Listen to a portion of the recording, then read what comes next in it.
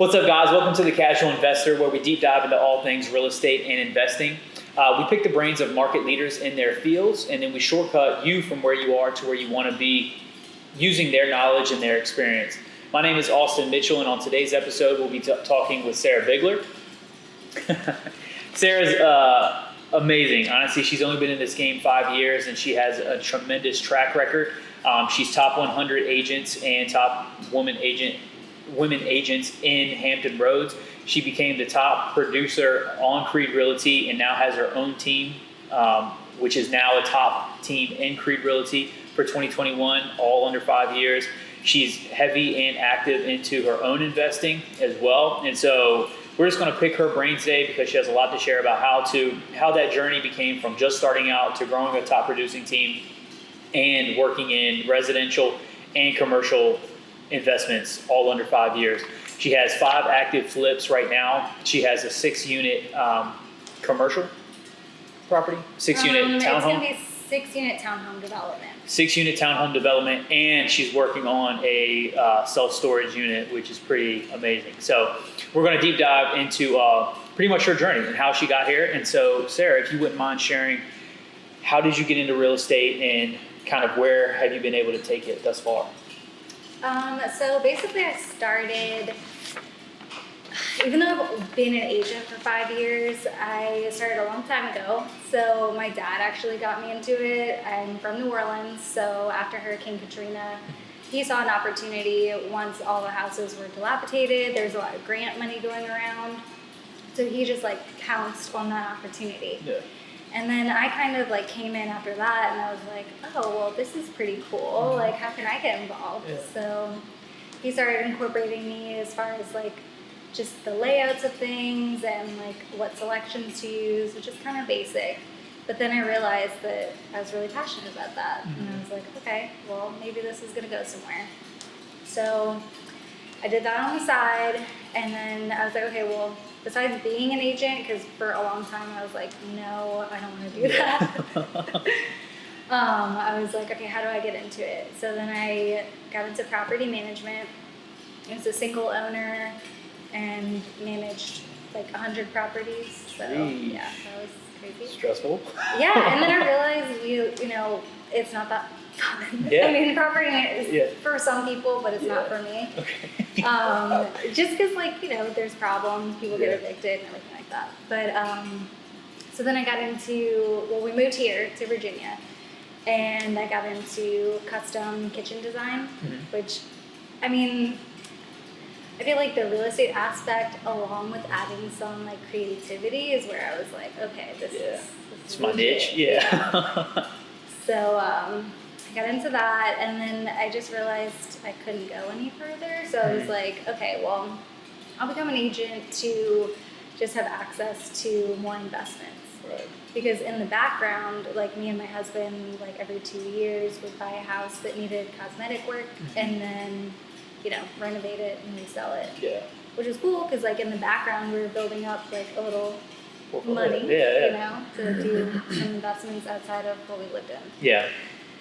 And so I became an agent, and I really like working with investors because I was like, if I make that my niche, I can just kind of learn from what they're doing, and not only what they're doing right, but what they're doing wrong.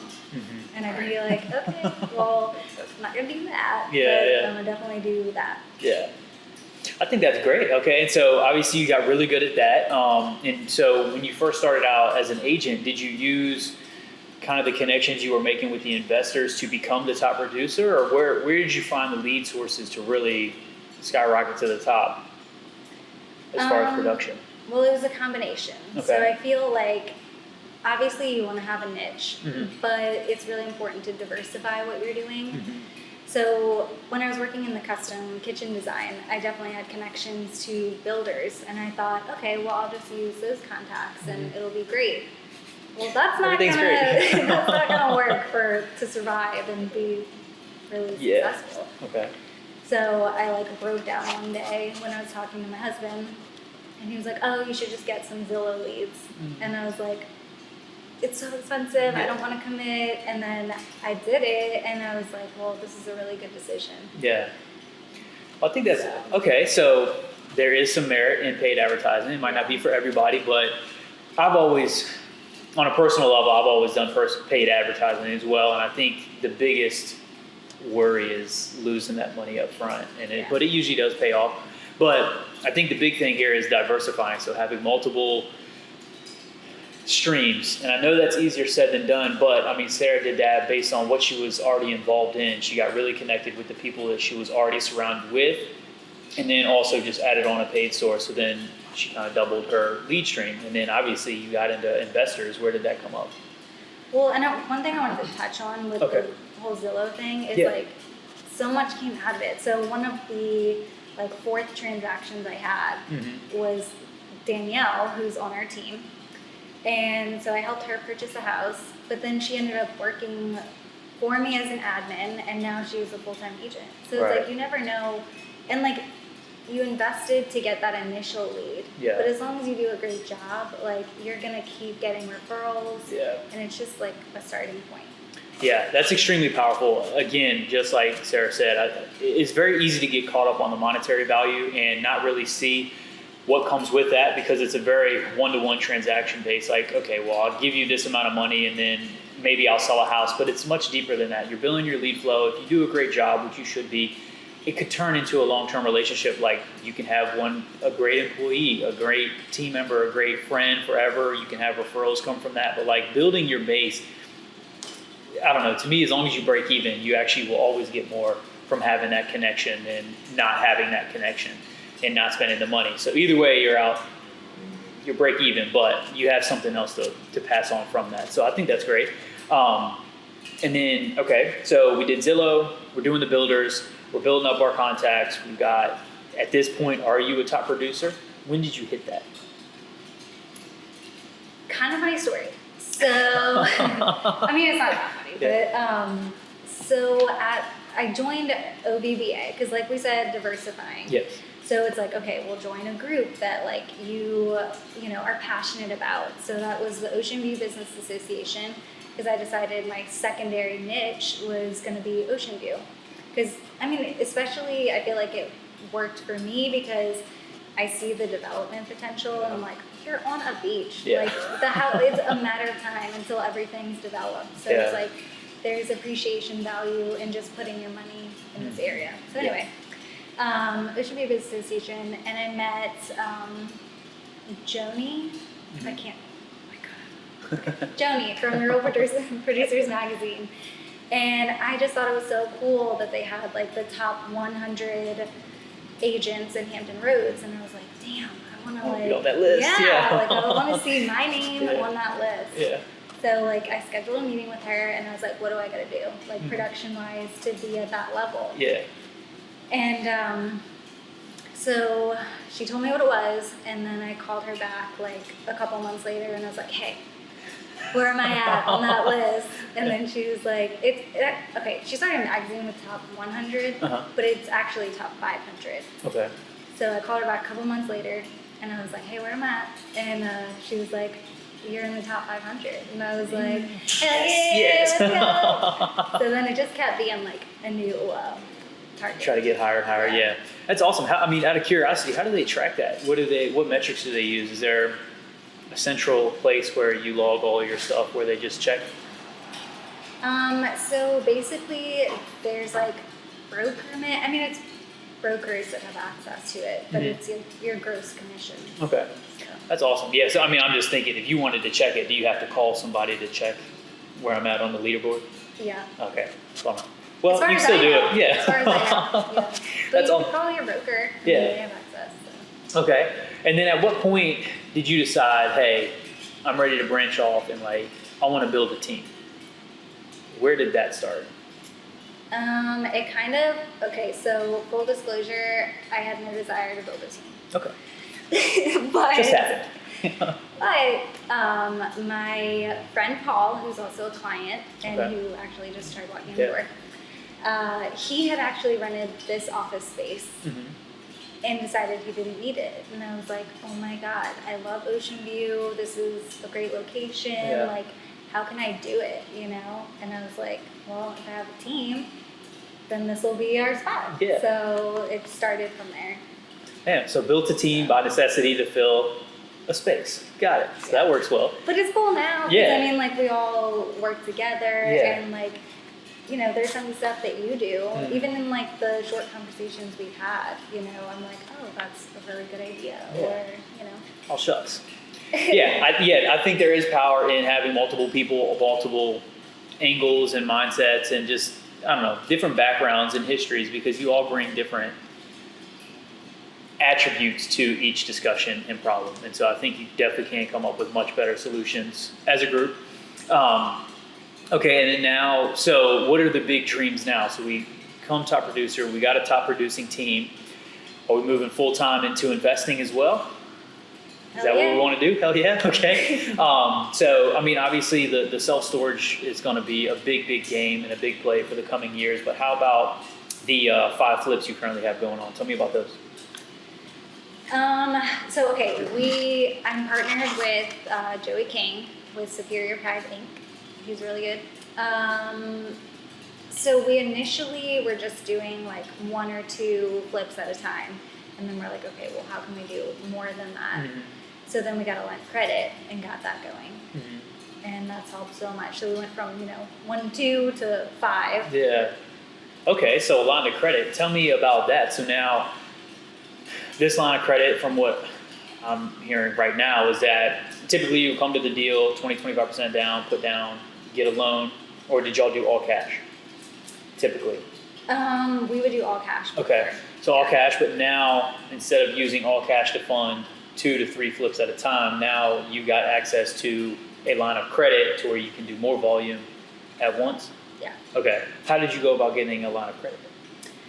I mean, we really went to a couple different lenders and just tried to see like what their terms were. And I say line of credit, it's I guess like access to a line. Yeah.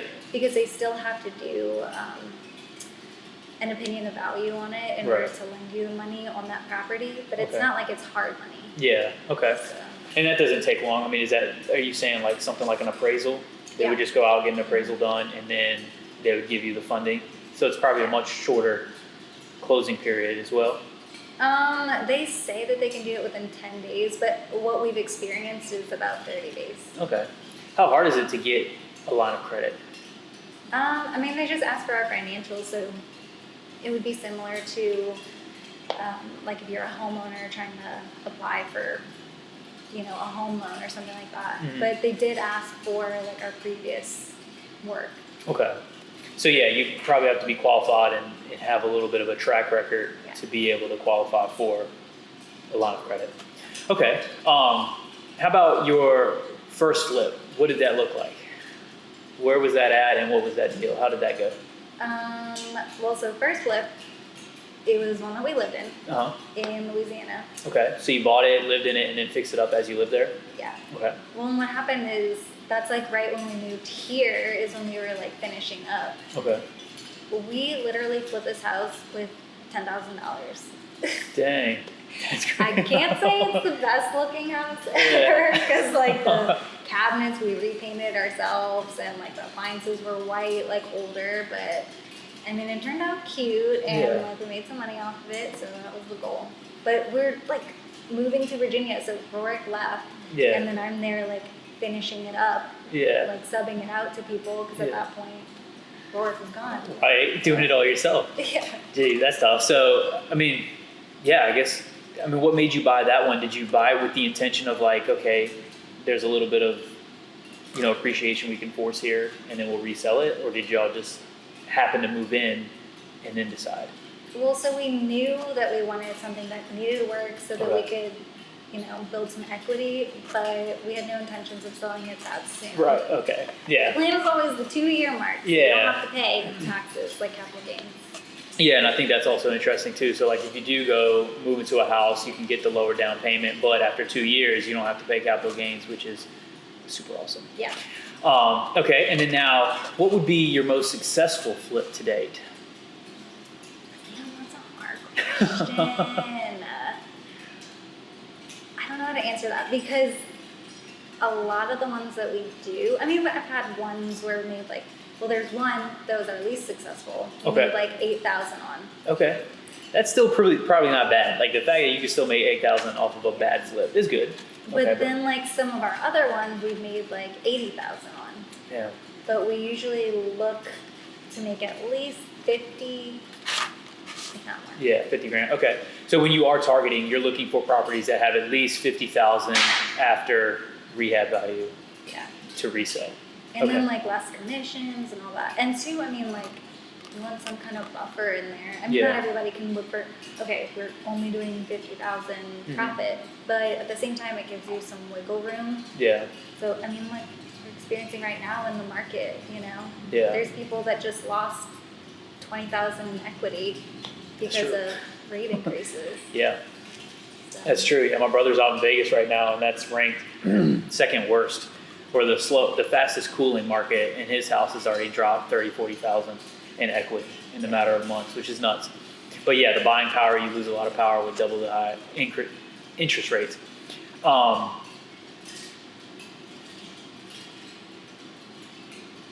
Fuck, I'm gonna have to go back and cut that out. But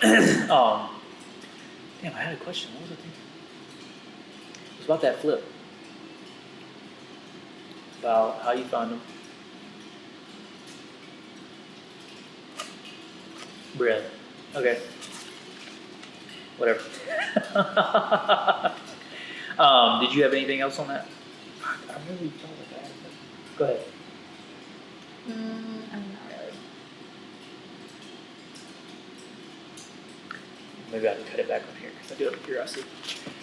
Okay, so with the lines of credit, are those interest rates higher, or are they pretty on par with kind of what a typical mortgage would be? Are they way higher?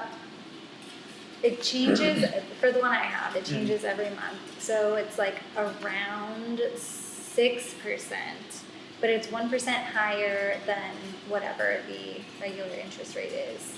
Oh, that's not bad at all. So, Yeah, that's really good. Okay. And what I was thinking earlier was that you're undefeated on profit for your flips. Oh yeah. That's solid. No, that's Haven't very lost good. anything. Yes, that is very good. I was thinking the worst case scenario would be we lost a shit ton of money. No, we actually made 8 grand. Got it. So I no, don't wanna speak undefeated. too soon though, Yeah. because you're talking about those 5 coming up.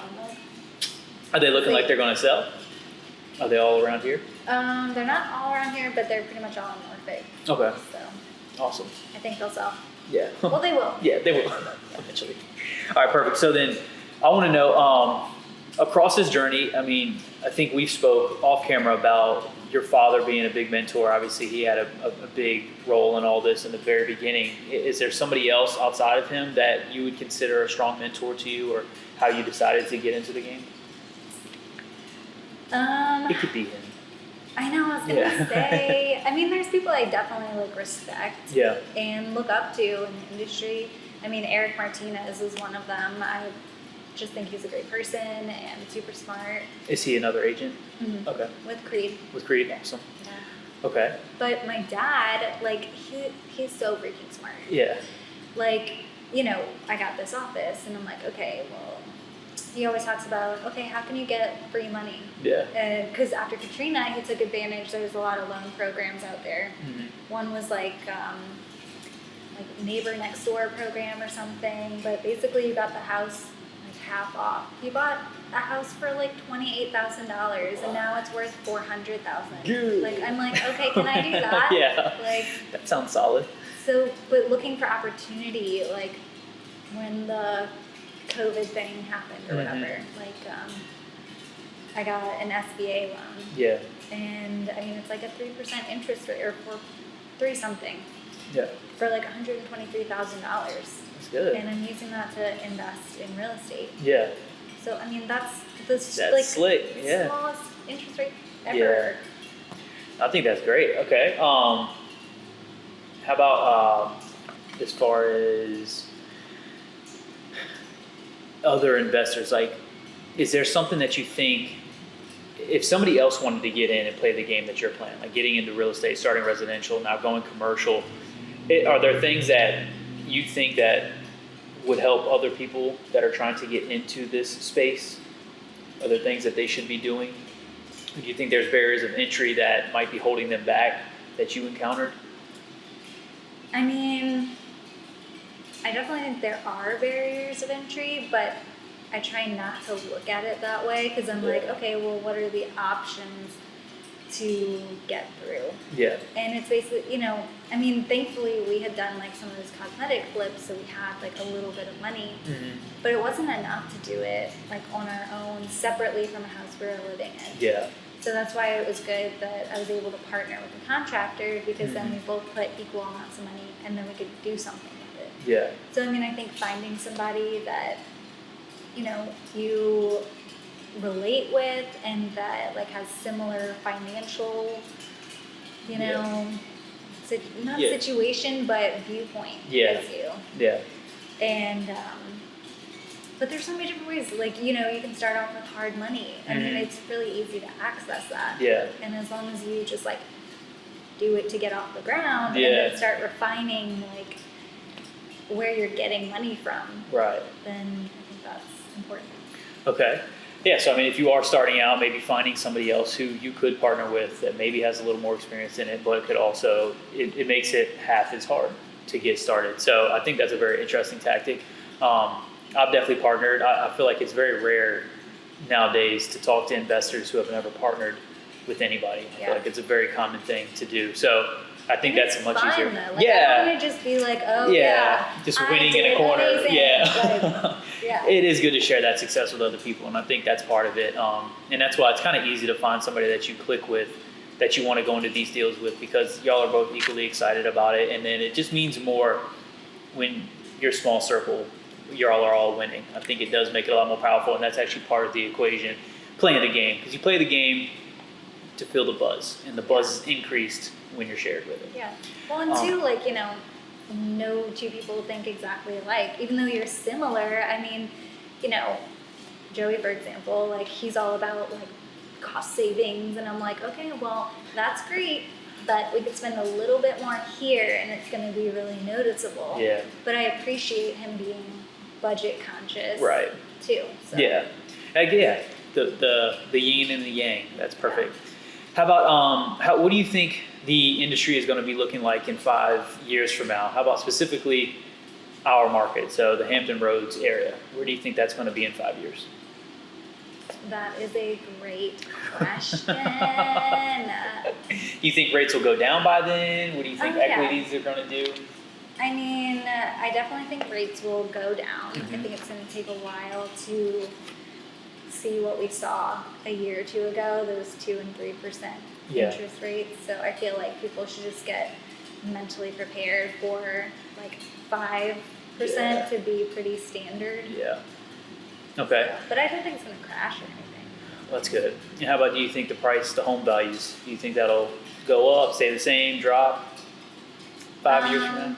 I mean, I think it's all going to be in adjustment to interest rates. Right. Okay. So I think like as the rates go up, then they're going to go down. But nothing too dramatic. Yeah. Like it has been. Yeah. I mean, people talk about like, a flood of foreclosures coming in, but like other things that I've heard is like, with the home values increasing so much, it's like you could get more for that property and not be underwater. Yeah. So you could avoid foreclosure. Yeah, that's true. Yeah. So. All great things. All right, so I'm a big believer in learning, and I want to know, was there a business book or a business mentor specifically that really stood out to you in your journey to getting where you are right now? I think one of the best things I started doing as like a new agent, so like my team lead at the time made me do a class by Brian Buffini. Okay. And I mean, I feel like that taught me like core values of like what you need to do consistently, which I mean, it's all about follow up, all about talking to people, like, even if it's another agent, like no one's thinking like, okay, I'm going to get a deal from that person. Yeah. But like, how is your relationship going to help you when it comes up in the future? Do you have that relationship to offer you that opportunity? Yeah. Yeah, so not be so me, just build a genuine relationship, and when that time comes, it's prime. Yeah. Yeah. Okay, how about real estate? Is there a specific book or mentor in real estate? Mm. I guess Buffini was pretty real estate. Yeah. Yeah. Yeah. Was there anybody else that you read or been a mentor from? I mean, I feel like Joey, my business Joey? partner. I think that's He's great. Awesome, super smart. Yeah. So if you haven't checked that out, we did have another episode with Joey King, big time investor. That's Sarah's partner, and they've done a lot. They're the ones going in together on that self-storage unit. So that's going to be a big deal. Okay. And so if anybody wants to connect with you, Sarah, about investing, how to grow to be the top producer, how to grow a team to be a top producing team, how could they reach you? You can call me whenever, 757-748-1354. Perfect. Or you can email me, and that's sarahwoodbigler@gmail.com. Perfect. And then we'll put both of those underneath. And if you want to connect with me in any way, specifically real estate, or you want connections to something that you're working on specifically in your real estate journey, I am focused specifically on apartment syndication. So anything that you want to do with that, you can reach me at 804-909-3179, or on Instagram at I'm Austin Mitchell, or you can email me, austinmitchellcft@gmail.com. I'll have all of our numbers and contact information in the description as well. And is there anything else you want to add, Sarah? I don't know. I love real estate because, I mean, opportunities are endless. So get out there and get started. Yeah, I second that very strongly. For those of you who don't know, I actually uprooted my entire future life, which was a CrossFit gym, and sold that off to now move into real estate full time. I do truly believe, as far as business opportunities, there's a lot more scalability in this space. And so if anybody is trying to get into this space, I highly recommend using real estate. And then if you're going to figure out anything, figure this out, because this would have a much higher ceiling than most other industries, markets, and things of that nature. So anyway, Sarah, I truly appreciate your time. Thank you. And Thank you for having me. yes, we will definitely be seeing her again soon. So we'll talk soon. Bye.